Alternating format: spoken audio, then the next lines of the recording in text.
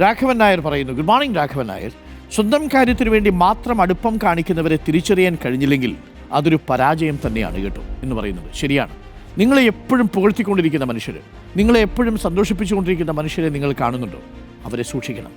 അവർ നിങ്ങളുടെ അഭ്യുദയകാംക്ഷികളാകണമെന്നില്ല. എന്നാൽ നിങ്ങളെ ഇടയ്ക്കിടയ്ക്ക് വിമർശിക്കുകയും നിങ്ങളുടെ തെറ്റുകൾ ചൂണ്ടിക്കാണിക്കുകയും ചെയ്യുന്ന മനുഷ്യരുണ്ട്. അവരോട് ആ സമയത്ത് നമുക്കൊരു അതൃപ്തിയൊക്കെ തോന്നിയേക്കാം. പക്ഷേ അപ്പോഴും നിങ്ങൾ മനസ്സിലാക്കുക, അവർ നിങ്ങളെ നേർവഴിക്ക് നയിക്കുന്നവരാണ്.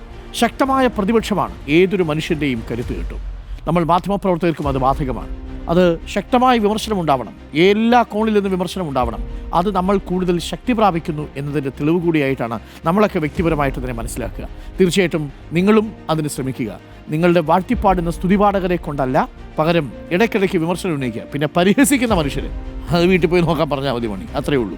പരിഹാസത്തിന് മറുപടി കൊടുക്കരുത്. വിമർശനത്തിന് എന്നാൽ കാതുകൾ കൊടുക്കുകയും വേണം.